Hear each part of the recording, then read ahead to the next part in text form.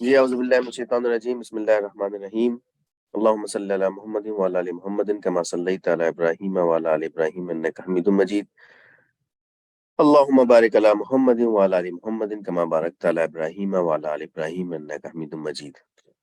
نبی مہربان صلی اللہ علیہ وسلم کی سیرت پر گفتگو ہماری جاری ہے اور غالباً یہ آج ہماری 17ویں کلاس ہے۔ ہم نے پچھلی کلاسوں میں ڈسکس کیا تھا کہ صلح حدیبیہ کے موقع پر مشرکین مکہ اور مدینہ یعنی نبی صلی اللہ علیہ وسلم کے درمیان ایک معاہدہ طے پایا تھا جس کو صلح حدیبیہ کہا جاتا ہے، اور اس معاہدے کے اکارڈنگ اس بات پر اجماع کیا گیا تھا، اس بات پر اتفاق کیا گیا تھا کہ اب ہم 10 سال تک آپس میں جنگ نہیں لڑیں گے، اور اس دوران جو قبیلہ مکہ والوں کے ساتھ رہنا چاہے، ان کا پارٹنر بننا چاہے، ان کا حلیف بننا چاہے تو ان کے ساتھ رہے گا، اور جو مدینہ کے ساتھ والوں کے ساتھ رہنا چاہے گا وہ ان کے ساتھ رہے گا۔ تو یہ معاہدہ جاری رہا۔ اس معاہدے کا فائدہ یہ ہوا کہ مسلمانوں نے اس 2 سال کے دوران بڑی تیزی کے ساتھ اسلام کی دعوت و تبلیغ میں پیش قدمی ہوئی، اور دور دور تک اسلام پہنچنے کا یہ معاہدہ باعث بنا۔ اس دوران پھر یہ واقعہ پیش آیا 8 ہجری میں کہ قریش کے حلیف بنو بکر، یہ قبیلہ تھا جو قریش کا پارٹنر تھا، اس نے قریش کے ساتھ رہنا پسند کیا تھا، تو انہوں نے مسلمانوں کے حلیف بنو قزاع پر حملہ کر دیا، اور مشرکین مکہ نے بھی بھیس بدل کر بنو قزاع پر اس حملے میں ان کی مدد کی۔ رات کے وقت پتہ نہیں چلنے دیا گیا کہ مشرکین مکہ یعنی مکہ والے بھی ان کے ساتھ ہیں۔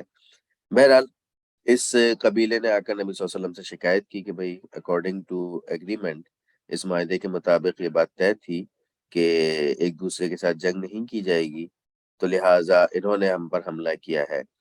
آپ صلی اللہ علیہ وسلم سے انہوں نے شکایت کرتے ہوئے کہا کہ ہم سجدے اور رکوع کی حالت میں تھے کہ ہم پر حملہ ہو گیا۔ اس سے پتہ چلتا ہے کہ یہ جو قبیلہ تھا بنو قزاع، یہ مسلمان بھی ہو گیا تھا۔ مطلب پارٹنر کا مطلب عموماً یہ ضروری نہیں تھا کہ وہ ان کے دین پر بھی چلیں، لیکن انہوں نے جس طرح شکایت کے الفاظ ہیں اس سے اندازہ ہوتا ہے کہ یہ مسلمان قبیلہ تھا کہ جس نے نبی صلی اللہ علیہ وسلم کے ساتھ رہنے کا ارادہ کیا تھا، اور ان پر پھر یہ حملہ ہوا ہے۔ آپ صلی اللہ علیہ وسلم نے ان کو فرمایا کہ گڑگڑاہٹ والے بادل تمہاری فتح کی نوید سنا رہے ہیں، یعنی کہ آپ صلی اللہ علیہ وسلم نے ان کو ایک طریقے سے گڈ نیوز سنائی، اور پھر قاصد کے ذریعے مشرکین مکہ کو یہ پیغام بھیجا ان 3 شرائط کے ساتھ۔ نمبر 1، مقتولین کا خون بہا ادا کرو۔ نمبر 2، بنو بکر کی حمایت سے علیحدہ ہو جاؤ کہ جو آپ کے پارٹنر تھے، اور نمبر 3 یہ کہ یا پھر صلح حدیبیہ کے ختم کرنے کا اعلان کر دو۔ وہاں سے جواب آیا کہ ٹھیک ہے، ہم صلح حدیبیہ جو ایگریمنٹ تھا اس کے خاتمے کا اعلان کرتے ہیں۔ مدینہ کے راستوں میں آپ صلی اللہ علیہ وسلم نے مختلف جگہوں پر چوکیاں قائم کر دی اور سب کو انفرادی طور پر بڑی مہم کی تیاری کا کہہ دیا۔ اطراف کے حلیف قبائل کو بھی تیار رہنے کا حکم دیا۔ اچھا، انٹرسٹنگ چیز یہ ہے فتح مکہ کی اس موقع پر کہ سمجھ لیں واحد ایسا مارکہ تھا نبی صلی اللہ علیہ وسلم کی زندگی میں کہ جس کو حتی الامکان خفیہ رکھنے کی کوشش کی گئی تھی۔ صحابہ کرام کو تیار رہنے کا حکم دیا، لیکن صحابہ کرام کو یہ نہیں بتایا کہ ہم نے کہاں جانا ہے، کس طرف ٹریولنگ کرنی ہے، کس پر حملہ کرنا ہے۔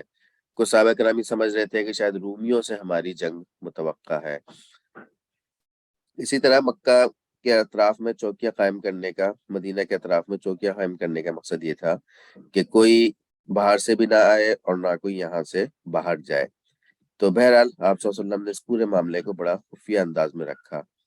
دوسری طرف مشرکین مکہ کی پوزیشن یہ تھی کہ ابو سفیان جو کہ ایک بڑی آپ کہہ لیں کہ ذہین شخصیت کے مالک تھے، انہیں اس بات کا اندازہ تھا کہ یہ ہم سے غلطی ہو گئی ہے اور اس غلطی کا ہمیں خمیازہ بھگتنا پڑے گا، تو لہٰذا آواز نہیں آ رہی میری؟ ہیلو، کوئی جواب دے دیں تاکہ اندازہ ہو جائے آواز آ رہی ہے۔ آواز تو آ رہی ہے، یہ غالباً ان کا اپنا مسئلہ ہے، انہوں نے نیٹ نہیں کیا یا پھر ساؤنڈ کا ان کی طرف کوئی ایشو ہے۔ ٹھیک ہے ٹھیک ہے ٹھیک۔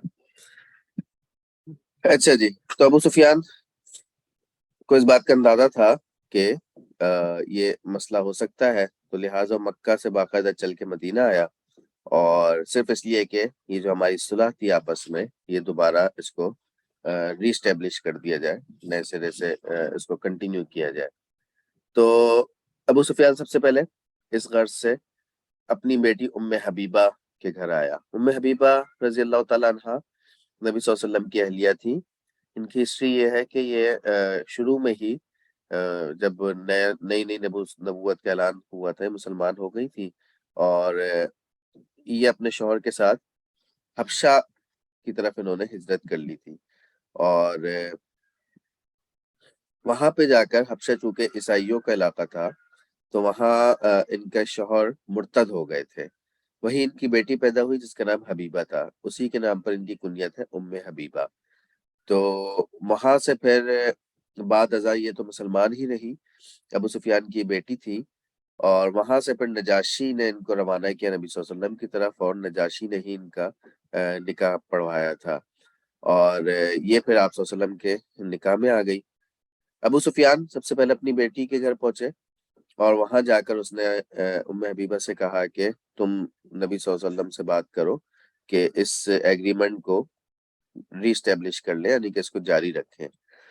تو ام حبیبہ کا ریئیکشن یہ تھا کہ اس نے اپنے باپ کو انہوں نے اپنے نبی صلی اللہ علیہ وسلم کے بستر پہ بیٹھنے کی اجازت نہیں دی، کہا کہ آپ مشرک ہیں، آپ ناپاک ہیں، تو لہٰذا آپ یہاں نہیں بیٹھیں گے۔ باقی جہاں تک رہی یہ بات، یہ نبی صلی اللہ علیہ وسلم اس کا خود فیصلہ سنائیں گے کہ اس معاہدے کو جاری رکھنا چاہیے یا نہیں رکھنا چاہیے۔ پھر وہ آپ صلی اللہ علیہ وسلم کے پاس گیا، آپ صلی اللہ علیہ وسلم نے اس کو کوئی جواب نہیں دیا۔ پھر وہ صدیق اکبر کے پاس گیا، ابو بکر صدیق رضی اللہ تعالیٰ عنہ کا بھی وہی ریئیکشن تھا جو نبی صلی اللہ علیہ وسلم کا تھا، یعنی انہوں نے کوئی جواب نہیں دیا۔ اس کے بعد ابو سفیان حضرت عمر رضی اللہ تعالیٰ عنہ کے پاس آیا۔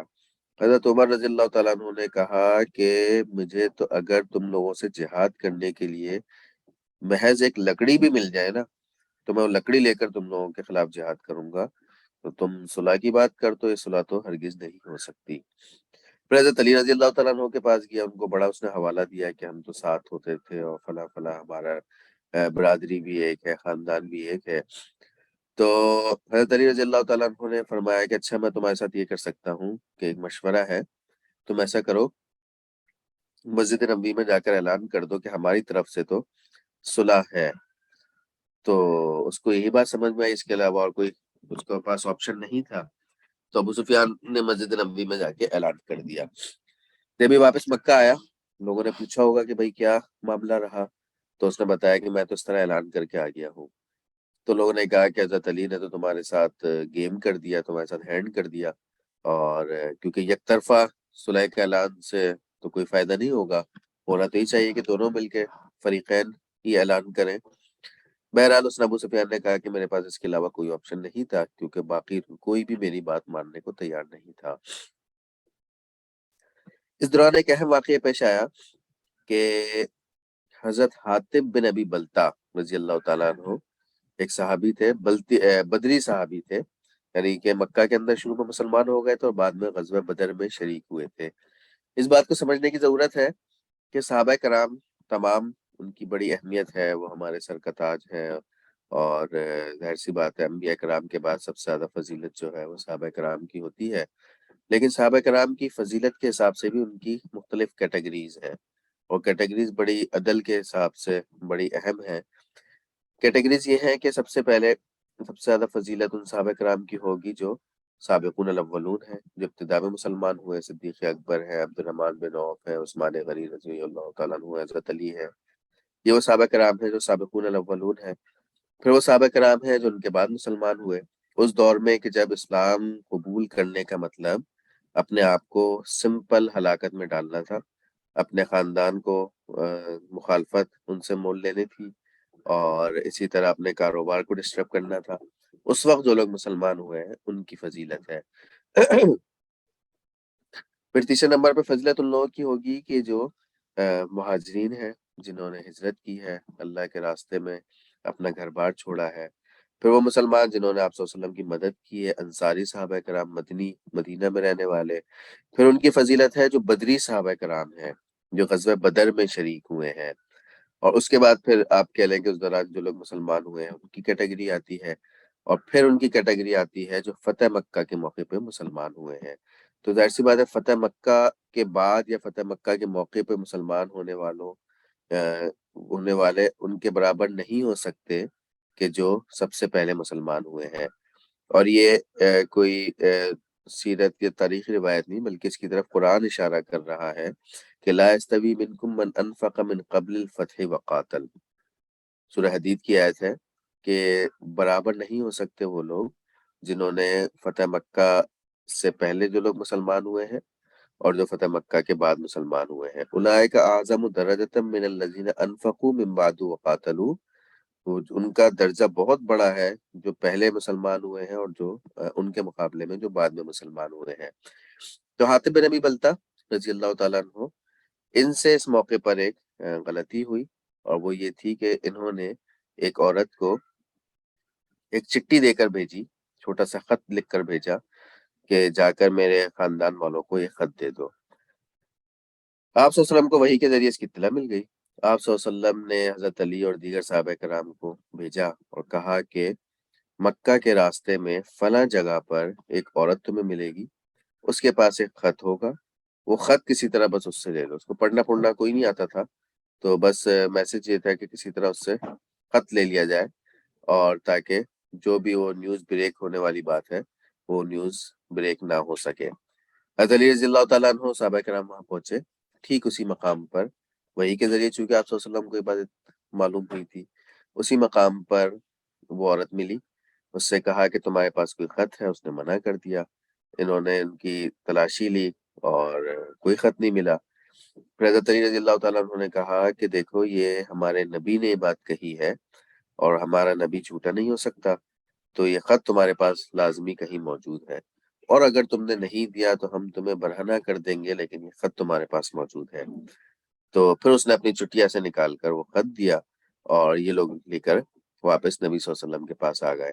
حاتب بن ابی بلتہ کو بلایا کہ یا رضی اللہ تعالیٰ عنہ کو، تمہارے رضی اللہ تعالیٰ عنہ نے تو آپ صلی اللہ علیہ وسلم سے فرمایا کہ یا رسول اللہ مجھے اجازت دیجیے میں ابھی ان کا سر قلم کر دوں، کیونکہ انہوں نے عین جنگ کے موقع پر غداری کی ہے۔ غداری سینس میں کہ وہ جنگ کے جس کو اتنا خفیہ رکھا جا رہا تھا اس کی اطلاع انہوں نے مکہ پہنچانے کی کوشش کی ہے۔ حضرت عاطب رضی اللہ تعالیٰ عنہ نے فرمایا کہ یا رسول اللہ میرے بارے میں جلدی نہ کیجیے، بلکہ مجھے صفائی کا موقع دیں۔ بات دراصل یہ ہے کہ ہمارا جو خاندان ہے وہ بنیادی طور پر مکہ کا نہیں ہے، ہم ہجرت کر کے مکہ آئے تھے، تو میں نے صرف اپنے گھر والوں کو اس لیے ہوشیار کر دیا کہ اگر ہم جنگ کرتے ہیں مکہ میں تو مکہ کے لوگ اپنے آپ کا تو دفاع کر لیں گے، لیکن جو غیر مکی لوگ ہیں وہ بےچارے خواہ میں اس معاملے میں مارے جائیں گے۔ تو میں نے بس اس احتیاط کے پیش نظر ان کو کہا کہ آپ اپنی حفاظت کا انتظام آپ لوگ کر لیں۔ نبی صلی اللہ علیہ وسلم نے ان کو معاف کر دیا، کیونکہ یہ بدری صحابی تھے، بدر میں شریک ہوئے تھے۔ آپ صلی اللہ علیہ وسلم نے ان کو کوئی سزا نہیں دی، ورنہ اس اہم موقع پر حساسیت کا معاملہ اتنا تھا کہ آپ صلی اللہ علیہ وسلم سب سے خبر چھپا رہے تھے کہ ہم نے مکہ پہ حملہ کرنا ہے۔ ایسے میں یہ اس کی مطلب ان کی حضرت حاتب بن ابی بلتہ کے ذریعے سے ان کا یہ ارتکاب ہوا تھا۔ اس کا تذکرہ سورہ ممتحنہ 28ویں سپارے کی 30ری سورت ہے، اس کو آپ پڑھ سکتے ہیں۔ اس میں اس پورے معاملے کا تذکرہ ہوا ہے۔ پہلی آیت میں قرآن کہہ رہا ہے کہ یا ایھا الذین آمنوا لا تتخذوا عدوی وعدوکم اولیاء تلقون الیہم بالمودہ، تم چھپا کر ان کو دوستانہ پیغام بھیجتے ہو، حالانکہ جو کچھ تم چھپا کر کرتے ہو اور جو اعلانیہ کرتے ہو ہر چیز کو میں خوب جانتا ہوں۔ پھر آپ صلی اللہ علیہ وسلم صحابہ کرام کے ساتھ روانہ ہوئے۔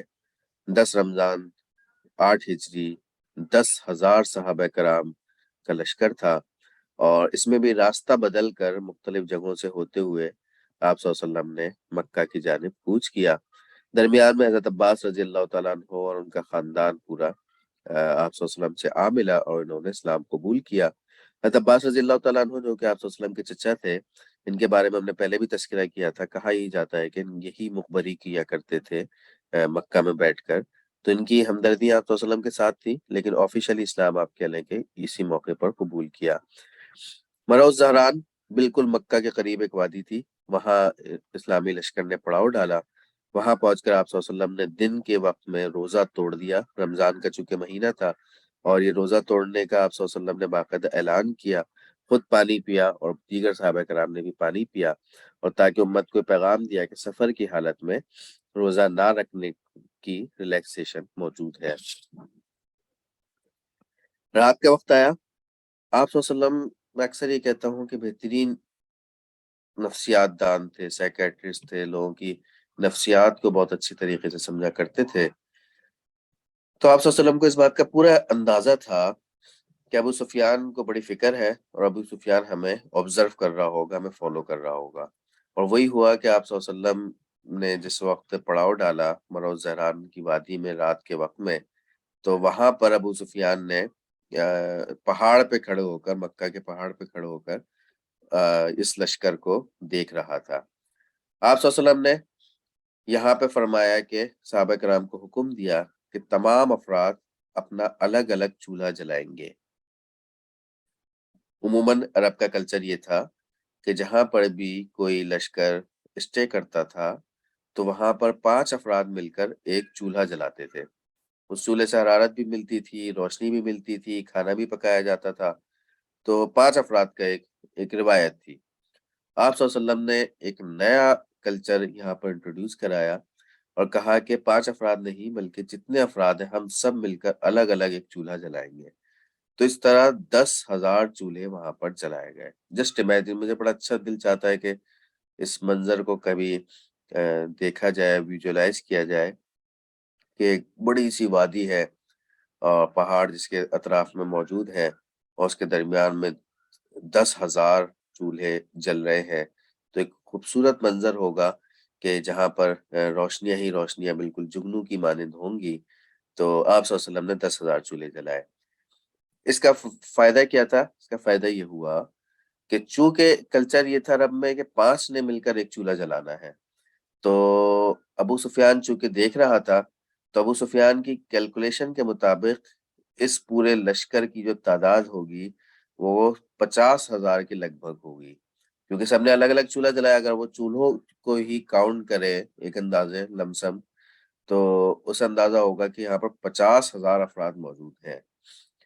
اور ابو سفیان تو وہ آپ کہہ لیں کہ شخصیت تھی کہ جس نے غزوہ بدر میں جب اس کے قافلے پر حملہ کرنے کا ارادہ کیا گیا تھا، تو اس نے وہاں پر موجود اونٹنی کے مینگنی کو اٹھا کر اس میں سے کھجور کی گٹھلی نکالی تھی اور کہا تھا کہ اس کا مطلب یہ ہے کہ یہ مدینہ کے اونٹ ہے۔ تو لہٰذا اس کی کیلکولیشن تو اتنی اسٹرانگ ہوا کرتی تھی، تو اس نے یہاں پر بھی اندازہ لگایا ہوگا کہ یہ لوگ 10,000 نہیں بلکہ 50,000 کے قریب یہ لوگ موجود ہیں۔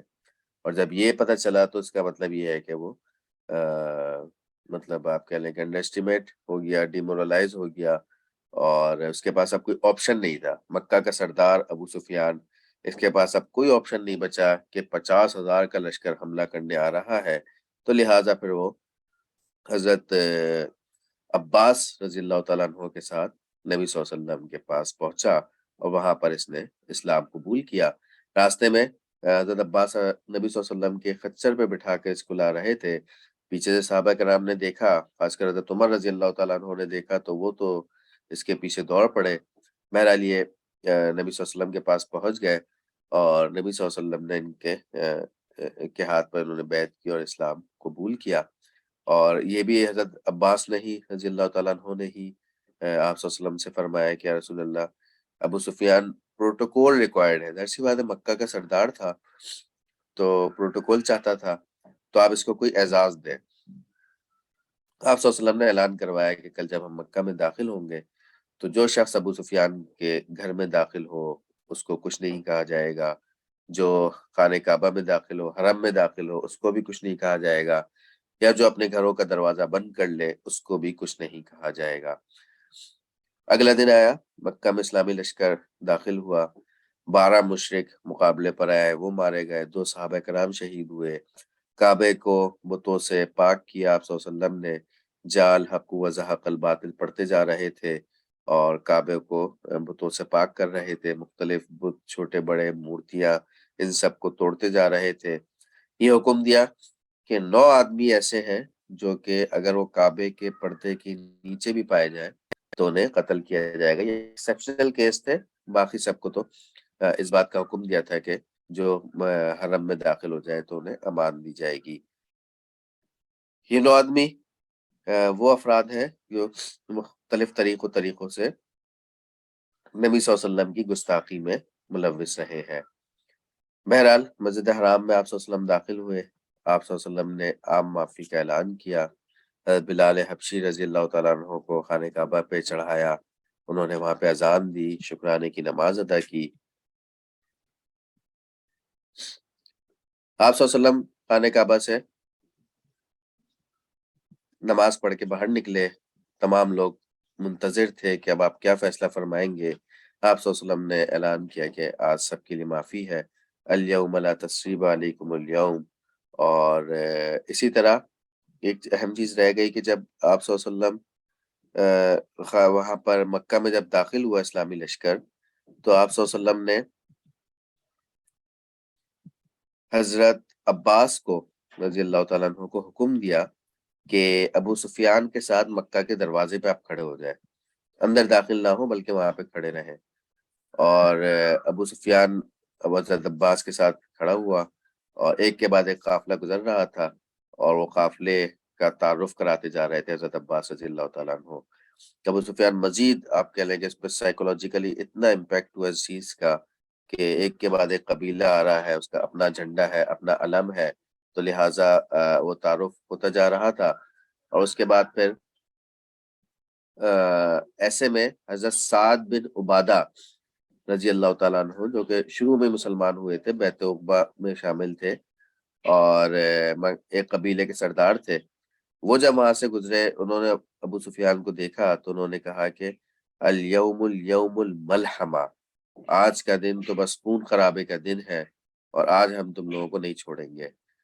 تو ابو سفیان نے پھر نبی صلی اللہ علیہ وسلم تک یہ بات پہنچائی، شکایت کی کہ دیکھیں یہ اس طرح کہہ رہے ہیں.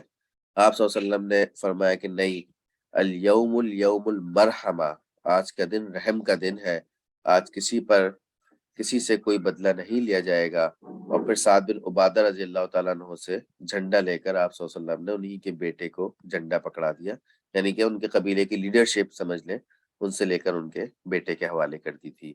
تو پھر آپ صلی اللہ علیہ وسلم جب خانہ کعبہ سے باہر آئے اور سب انتظار کر رہے تھے کہ آپ کیا فیصلہ سنائیں گے، اس وقت پر آپ صلی اللہ علیہ وسلم نے عام معافی کا اعلان کیا اور کہ کسی سے کوئی بدلہ نہیں لیا جائے گا.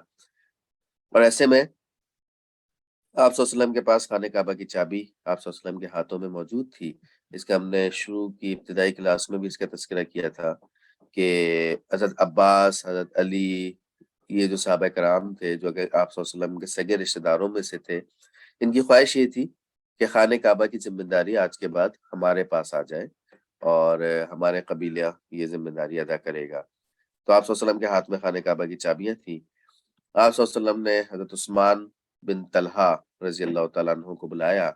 یہ وہی عثمان بن طلحہ ہے کہ جب آپ صلی اللہ علیہ وسلم اس وقت سے 8 سال پہلے، ہجرت سے پہلے آپ صلی اللہ علیہ وسلم خانہ کعبہ میں نماز پڑھنا چاہتے تھے، آپ صلی اللہ علیہ وسلم نے حضرت عثمان کو بلایا تھا. یہ اس وقت مسلمان نہیں ہوئے تھے، یہ مسلمان ہوئے ہیں صلح حدیبیہ کے موقع پر، یعنی فتح مکہ سے 2 سال پہلے.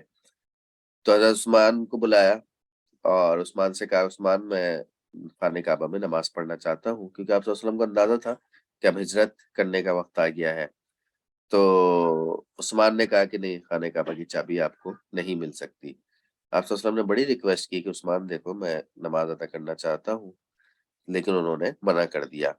آپ صلی اللہ علیہ وسلم نے فرمایا تھا عثمان یاد رکھنا، ایک وقت آئے گا کہ جب خانہ کعبہ کی چابیاں میرے ہاتھوں میں ہوں گی اور میں جسے چاہوں گا وہ چابی اس کے پکڑاؤں گا، اس کو تھماؤں گا.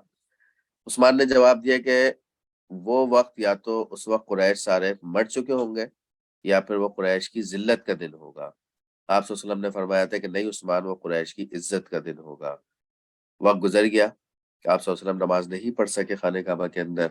8 سال گزر گئے اور پھر جب فتح مکہ کے موقع پر آپ صلی اللہ علیہ وسلم نے خانہ کعبہ میں نماز ادا کی، باہر نکلے تو آپ صلی اللہ علیہ وسلم کے ہاتھوں میں خانہ کعبہ کی چابیاں موجود تھی.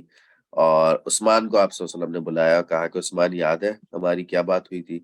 عثمان رضی اللہ تعالیٰ عنہ نے فرمایا کہ جی یا رسول اللہ مجھے یاد ہے۔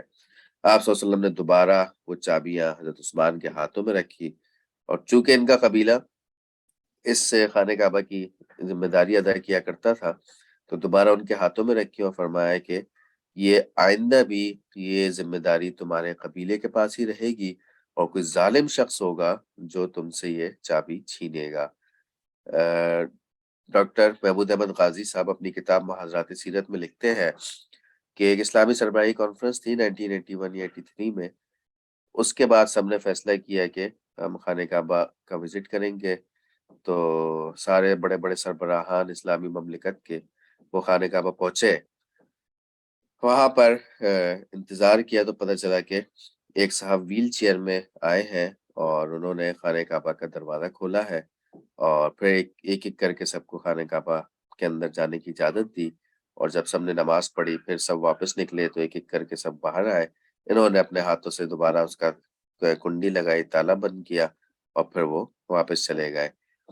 ڈاکٹر محمود احمد غازی لکھتے ہیں کہ ایسا وقت بھی آیا کہ جب خاندان کا کوئی بڑا موجود نہیں تھا تو خانہ کعبہ کی چابی اسی خاندان کے بنو عبدالدار قبیلے کے کسی بچے کے ہاتھ میں تھمائی گئی، اور وہ بچہ خانہ کعبہ کی چابی لے کر آیا، لیکن آج تک اس خاندان سے یہ چابی کسی نے نہیں چھینی ہے، چونکہ آپ صلی اللہ علیہ وسلم نے فرمایا تھا کہ کوئی ظالم شخص ہی ہوگا کیونکہ وہ آپ سے وہ چابی چھینے گا۔ آج کے اس دور میں کہ شیخ عبد القادر الشیبی نام کے بزرگ ہیں اسی خاندان کے، جن کے پاس یہ چابی موجود ہے۔ عتاب بن اسید رضی اللہ تعالیٰ عنہ یہ اس وقت مسلمان ہی ہوئے تھے۔ انہوں نے جب بلال حبشی رضی اللہ تعالیٰ عنہ کو آپ صلی اللہ علیہ وسلم نے خانہ کعبہ پہ چڑھایا تھا، ان کے کمنٹس یہ تھے کہ آج یہ کس کالے کوے کو نعوذ باللہ خانہ کعبہ پہ آپ صلی اللہ علیہ وسلم نے چڑھا دیا ہے اور اتنی اہمیت دے دی ہے، شکر ہے میرا باپ مر گیا، ورنہ اگر وہ زندہ ہوتا تو اس کو بھی یہ وہ غلیظ ترین یا قبیح ترین منظر دیکھنا پڑتا۔ بہرحال اس جملے کے بعد کچھ عرصے بعد یہ مسلمان ہوئے، اور یہی عتاب بن اسید ہیں رضی اللہ تعالیٰ عنہ۔ ظاہر سی بات ہے لیڈر تھے آپ صلی اللہ علیہ وسلم کو، تو لیڈر کی شناخت کرنا، پہچان کرنا، اس کو استعمال کرنا، اس کا گر آتا تھا۔ تو آپ صلی اللہ علیہ وسلم نے عتاب بن اسید رضی اللہ تعالیٰ عنہ کو مکہ کا گورنر بنایا، اور یہ وہ صحابی ہیں کہ جنہوں نے بعد ازاں صدیق اکبر رضی اللہ تعالیٰ عنہ کے زمانے میں کسی شخص کو گمراہ نہیں ہونے دیا، کسی کو منکرین زکوٰۃ میں شامل نہیں ہونے دیا، اور مکہ کا کوئی شخص ایسا نہیں تھا کہ جو کہ اس میں شریک ہو۔ یہ جو نبوت کے دعوے دار مختلف قبائل میں لوگ اڑ گئے تھے، اور ان کا کنٹرول بڑا اسٹرانگ تھا، انہوں نے مکہ کو بڑا کنٹرول کر کے رکھا۔ اگلا دن آیا، آپ صلی اللہ علیہ وسلم نے بیعت کا سلسلہ شروع کیا، مردوں سے الگ بیعت ہوئی، خواتین سے الگ بیعت ہوئی۔ آپ صلی اللہ علیہ وسلم صفا پہاڑی پہ موجود تھے، اور حضرت عمر رضی اللہ تعالیٰ عنہ بھی تھے۔ خواتین سے آپ صلی اللہ علیہ وسلم بیعت لے رہے تھے۔ بیعت کے الفاظ بھی سورہ ممتحنہ، بڑی اچھی صورت ہے، آپ لوگ پڑھیے گا، 2 رکوع کی یہ صورت ہے۔ اس کے جو آخر میں بیعت کے الفاظ موجود ہیں کہ کس بات پر بیعت لی جاتی تھی۔ خواتین سے بیعت لے رہے ہیں، ایسے میں آپ صلی اللہ علیہ وسلم کے ساتھ ابو سفیان بھی موجود ہے، تو ہندا جو کہ آپ صلی اللہ علیہ وسلم سے اگر ہم رشتہ دیکھیں تو وہ ساس تھی آپ صلی اللہ علیہ وسلم کی، تو وہ برقع پہن کر آپ صلی اللہ علیہ وسلم کے پاس آئی اور بیعت لینا شروع کی۔ آپ صلی اللہ علیہ وسلم نے بیعت کے الفاظ دہرائے، اللہ یشرکنا باللہ شیئا، سورہ ممتحنہ کی آیت کے الفاظ ہیں کہ اللہ کے ساتھ شرک نہیں کرو گی۔ تو اس نے کہا کہ ٹھیک ہے، میں اللہ کے ساتھ شرک نہیں کروں گی۔ پھر آپ صلی اللہ علیہ وسلم نے فرمایا ولا یسرقنا، قرآن کے الفاظ ہیں کہ چوری نہیں کرو گی۔ تو اس نے کہا کہ میرا جو شوہر ہے وہ بڑا کنجوس ہے، اگر میں اس کے پیسے نکال لوں وہ تو چوری نہیں ہوگی۔ تو ابو سفیان وہاں بیٹھا تو وہ ہنس پڑا، اس نے کہا کہ ہاں وہ چوری نہیں ہوگی۔ پھر آپ صلی اللہ علیہ وسلم اس کو پہچانے کہ اچھا تم ہندا ہو، اس نے کہا کہ جی یا رسول اللہ۔ پھر اس نے آپ صلی اللہ علیہ وسلم نے اگلے الفاظ دہرائے ولا یزنینا، کہ زنا نہیں کرو گی۔ اس نے کہا کہ ہم آزاد خواتین ہیں، ہم یہ کام نہیں کرتی، تو غلام خواتین کیا کرتی ہیں۔ پھر آپ صلی اللہ علیہ وسلم نے فرمایا کہ ولا یقتلن اولادہن، کہ اپنی اولاد کو قتل نہیں کرو گی۔ اس نے آگے سے جواب دیا کہ ہم نے تو اپنی اولاد کو پال پوس کے بڑا کیا تھا، آپ نے ہی ان کو قتل کیا ہے، کیونکہ جنگ کے میدان میں یہ سارے مارے گئے تھے، ان کے بچے، ان کے رشتے دار سارے۔ تو آپ صلی اللہ علیہ وسلم نے جب یہ سنا، آپ صلی اللہ علیہ وسلم بہت ہنسے اس بات پر، اور حضرت عمر رضی اللہ تعالیٰ عنہ تو ہنستے ہنستے لوٹ پوٹ ہو گئے۔ یہ ایک مکالمہ تھا ان کا نبی صلی اللہ علیہ وسلم اور ہندا کا۔ پھر آپ صلی اللہ علیہ وسلم نے بتوں کو ڈھانے کے لیے مختلف وفود اور سرائے بھیجے۔ عزا کے نظام کے لیے خالد بن ولید، سوا کے نظام کے لیے عمرو بن العاص، منات کے لیے سعد بن زید اور خالد بن ولید کو رضوان اللہ تعالیٰ علیہ مجمعین کو بنو جزیمہ بھیجا۔ وہاں بڑی بڑی مورتیوں کو انہوں نے ختم کیا۔ حضرت عائشہ رضی اللہ تعالیٰ عنہ کا ایک یہاں پہ قول ہے، فرماتی ہیں کہ اپنی ذات کے لیے آپ صلی اللہ علیہ وسلم نے کسی سے انتقام نہیں لیا۔ چچا کے قاتلوں کو بھی معافی دی، جیسا ہم نے پڑھا ہے کہ فتح مکہ کے موقع پر وحشی جو اس نے حضرت حمزہ رضی اللہ تعالیٰ عنہ کو قتل کیا تھا، اس نے آ کر معافی کی درخواست کی، مسلمان ہوا، آپ صلی اللہ علیہ وسلم نے اسے معاف کر دیا۔ بس اتنا کہا کہ دیکھو میرے سامنے نہیں آیا کرو، اس سے مجھے چچا کی یاد تازہ ہو جاتی ہے۔ ہندا کو معاف کیا، جس نے اس وحشی غلام کو حضرت حمزہ کو قتل کرنے کے لیے ہائر کیا تھا۔ حبار کو بھی معاف کیا، یہ وہ شخص تھا جس نے حضرت زینب رضی اللہ تعالیٰ عنہ کے اونٹ پر تیر مارا تھا۔ حضرت زینب وہ جو آپ صلی اللہ علیہ وسلم کی بیٹی تھی، جس سے وہ نیچے گر گئی تھی، اور کہا جاتا ہے کہ اس سے ان کی پریگننسی ویسٹ ہو گئی تھی۔ اکرمہ بن ابو جہل کو بیٹے کو معاف کر دیا۔ یہ فتح مکہ کے موقع پر ڈر کر آپ صلی اللہ علیہ وسلم سے خوفزدہ ہو کر یمن بھاگ گیا تھا۔ اس کی بیوی نے ام حکیم نے آ کر آپ صلی اللہ علیہ وسلم سے درخواست کی، اور پھر آپ صلی اللہ علیہ وسلم نے اسے معاف کیا، اور اس نے اسلام قبول کیا، اور بہت زبردست بعد ازائی اسلام کے سپاہی مجاہد کے طور پر کام آئے۔ صفوان بن امیہ، یہ وہ سردار تھے کہ ہم نے پڑھا تھا کہ عمیر بن وہاب اور صفوان بن امیہ نے غزوہ بدر کے بعد حتیم میں بیٹھ کر آپس میں پلاننگ کی تھی، اور عمیر بن وہاب آپ صلی اللہ علیہ وسلم کو قتل کرنے کا منصوبہ لے کر مدینہ آئے تھے۔ وہ وہاں آ کر مسلمان ہو گئے۔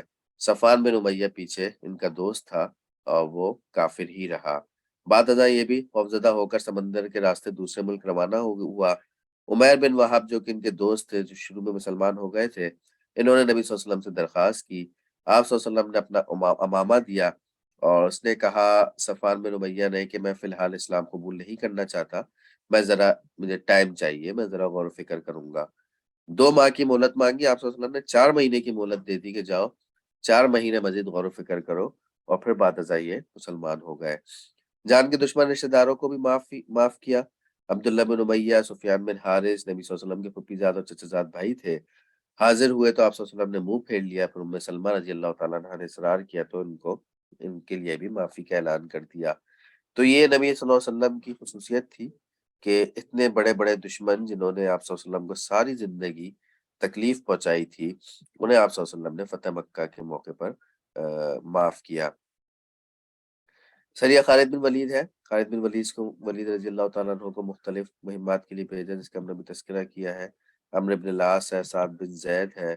خالد بن ولید کو ایک اور جگہ بھیجا، تو مختلف قبائل میں مختلف جو مورتیاں تھیں ان کو ڈھانے کے لیے آپ صلی اللہ علیہ وسلم نے بھیجا تھا۔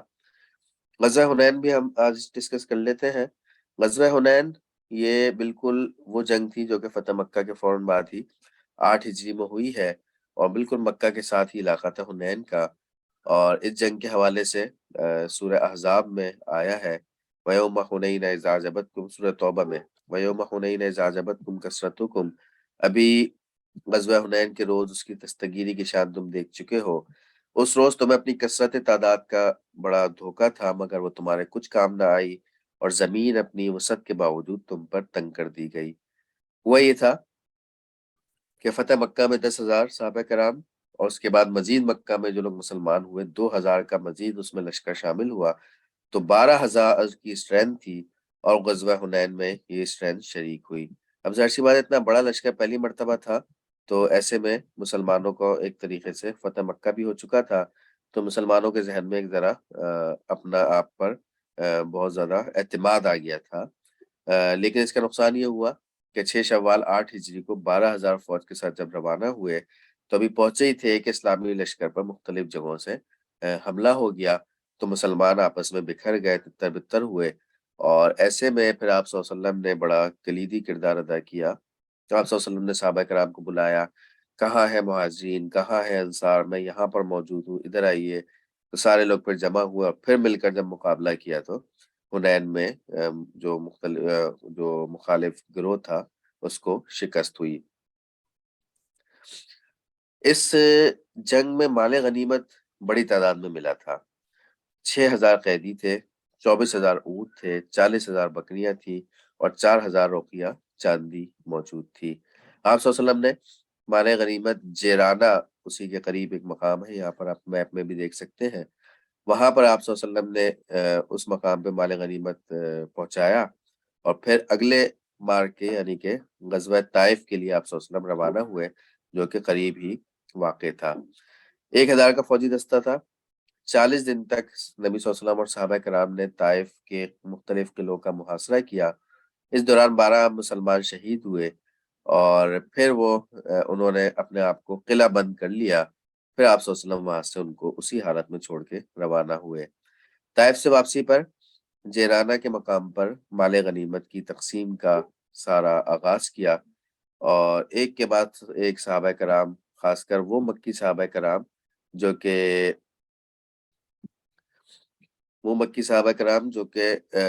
بالکل فتح مکہ کے موقع پر مسلمان ہوئے اور اپنی اپنی برادری، اپنے قبیلے کے مؤثر افراد تھے جن کی فالوئنگ تھی، ان کو آپ صلی اللہ علیہ وسلم نے بڑی تعداد میں مال غنیمت دیا۔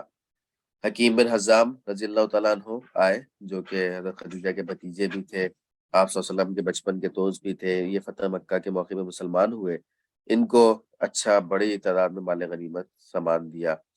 ابو سفیان آیا، ابو سفیان رضی اللہ تعالیٰ عنہ اب چونکہ مسلمان ہو گئے تھے تو لہٰذا ان کو 100 اونٹ، اتنی ہی بکریاں، چاندی ان کے حوالے کی۔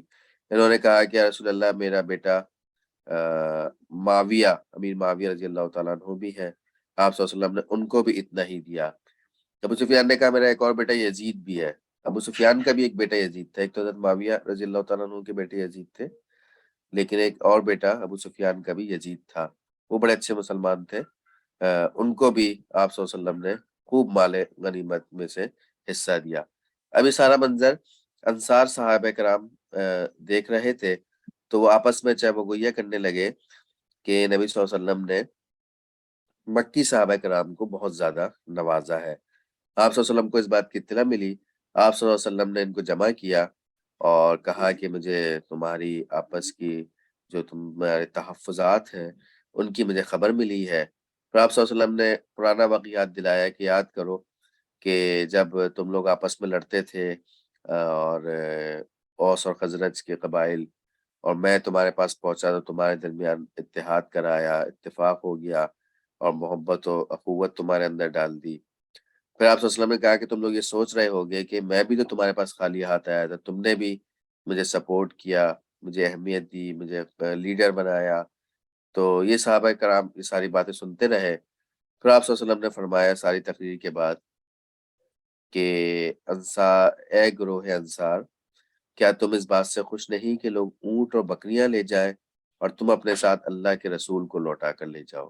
بس یہ کہنا تھا تو صحابہ کرام آپ دیدہ ہو گئے، رونے لگے، کہا کہ یا رسول اللہ، ہم اس بات پہ راضی ہیں، ہمیں نہیں چاہیے اونٹ، بکریاں، چاندی، ہمیں صرف آپ چاہیے، آپ اگر ہمارے ساتھ چلتے ہیں تو بس اس سے بڑا کوئی انعام ہمارے لیے نہیں ہوگا۔ پھر آپ صلی اللہ علیہ وسلم اسی طرح 6,000 قیدیوں کو آپ صلی اللہ علیہ وسلم نے واپس کیا۔ حوازن کا وفد آیا تھا، اسی میں آپ کو یاد ہوگا آغاز میں ہم نے ڈسکس کیا تھا کہ آپ صلی اللہ علیہ وسلم کی جو والدہ تھی جنہوں نے آپ صلی اللہ علیہ وسلم کو فیڈ کرایا تھا، اس سینس میں والدہ رضائی ماں جسے ہم کہتے ہیں، حضرت حلیمہ سعدیہ، ان کی ایک بیٹی تھی شیمہ، جن کے ساتھ آپ صلی اللہ علیہ وسلم بچپن میں کھیلا کرتے تھے، تو وہ اس جنگ میں قیدی بن کر آئی تھی۔ انہوں نے آپ صلی اللہ علیہ وسلم سے ملاقات کی، آپ صلی اللہ علیہ وسلم شروع میں تو نہیں پہچانے، پھر انہوں نے یاد دلایا، پھر آپ صلی اللہ علیہ وسلم نے ان کو فل پروٹوکول دیا اور ان کو بھی آزاد کر دیا تھا، ان کو واپس کر دیا تھا۔ پھر آپ صلی اللہ علیہ وسلم واپس مکہ آئے، عمرہ ادا کیا اور 24 ذی القعدہ 8 ہجری کو آپ صلی اللہ علیہ وسلم مدینہ روانہ ہوئے ہیں۔